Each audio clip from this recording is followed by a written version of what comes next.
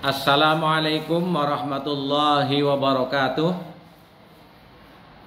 Ridhoillahi ta'ala wa syafaati rasulillah wa ala kulli niyatin salihah. Al-Fatihah. A'udzu billahi minasyaitonir rajim. Bismillahirrahmanirrahim. Alhamdulillahi rabbil alamin. Arrahmanir rahim. Maliki yaumiddin.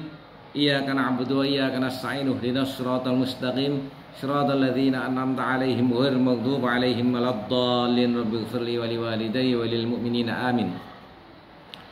Para pemirsa, mari kita sedikit mengupas tentang thariqat yang secara fenomena sosial seolah-olah dalam tanda petik thariqat itu hanya wiridan. Kami akan bacakan sebuah syair.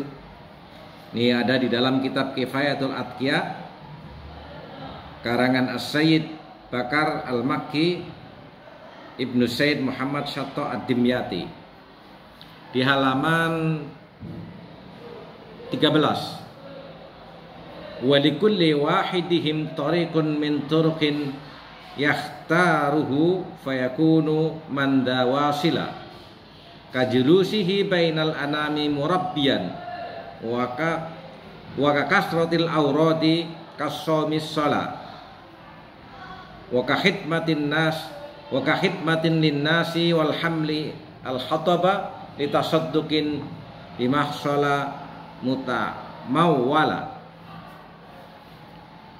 Thariqat sebagai sebuah jalan untuk menuju Tuhan atau wusul kepada Allah Ta'ala ternyata banyak pilihan-pilihan yang berbeda-beda seperti yang dilakukan oleh para masyayikh, para ulama-ulama di dalam mendekatkan diri kepada Allah Ta'ala. Di dalam kitab ini dijelaskan ada 4 hal. Setidaknya ada 4 hal secara umum yang bisa dikategorikan sebagai thariqat, sebuah jalan, sebuah cara untuk menuju kepada Tuhan. Yang pertama adalah kajulusihi bainal anami murabbiyan.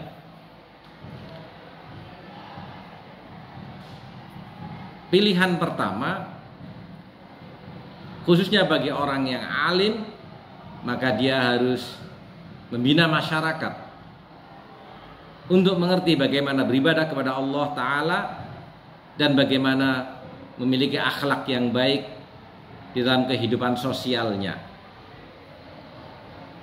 Ini salah satu cara untuk kita bisa usul kepada Allah dalam tanda petik memilih profesinya sebagai kiai.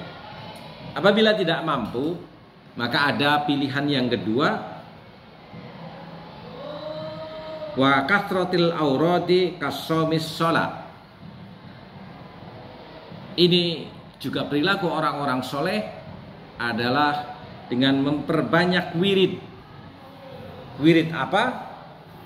Yang paling utama adalah kita ingat kepada Allah Ta'ala dengan memperbanyak sholat sunnah. Yang kedua juga dengan puasa sunnah. Berikutnya adalah dengan banyak membaca Al-Quran atau dengan melakukan doa-doa yang maksurah yang memang sudah diajarkan oleh Rasulullah SAW. Terkait doa-doa yang lain, misalkan menempuhnya dengan hizib, maka harus ijazah dari kiai karena ini menyangkut pengalaman spiritual individu tertentu. Dan terhadap thariqat yang berlabeling seperti thariqat al-mu'tabarah, thariqat qadiriyah, sadiliyah, Naqsabandi dan yang lain-lain, maka harus dengan bimbingan mursyid secara khusus dengan melakukan baiat.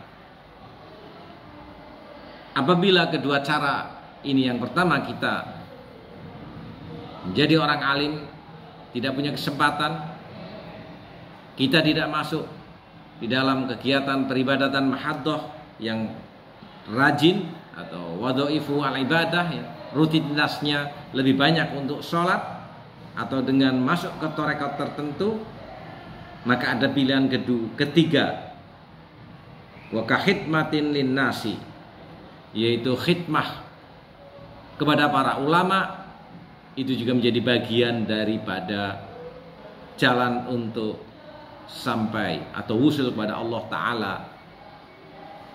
binuril qalbi. Di dalam konteks modern, Hadratus Syekh Haji Hasyim Asy'ari telah melembagakan keulamaan itu menjadi sebuah organisasi, yaitu NU. Agar apa? Agar orang awam tidak terjebak kepada memilih khidmah kepada orang yang seolah-olah ulama tapi itu bukan ulama. Karena sangat sulit sekali membedakan bagi orang awam siapa ulama yang khair dan siapa ulama yang su. Ulama yang baik dan orang yang berpura-pura menjadi ulama, hanya berjubah, teriak-teriak di jalanan, takbir, tapi sebenarnya itu adalah agenda politik. Tapi itu sebelah adalah agenda-agenda ekonomi, bukan agenda-agenda memperjuangkan agama. Oleh sebab itu, lembagaan ulama ini menjadi penting. Karena itu ada proses seleksi yang sangat ketat, siapa yang bisa masuk ke dalam Surya Nahdlatul Ulama, dan khidmah kepada Nahdlatul Ulama itu juga bagian daripada jalan untuk menuju Tuhan.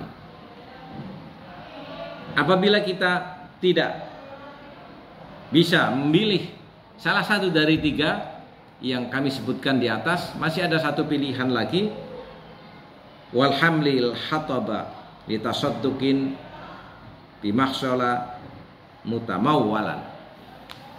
Dengan beraktivitas secara ekonomi, kita rajin mencari uang dengan niat menjalankan perintah Allah dan dengan niat agar kita bisa bersedekah atau berderma, agar bisa membantu terhadap perjuangan-perjuangan Islam, agar kita bisa membantu terhadap saudara-saudara kita sesama muslim.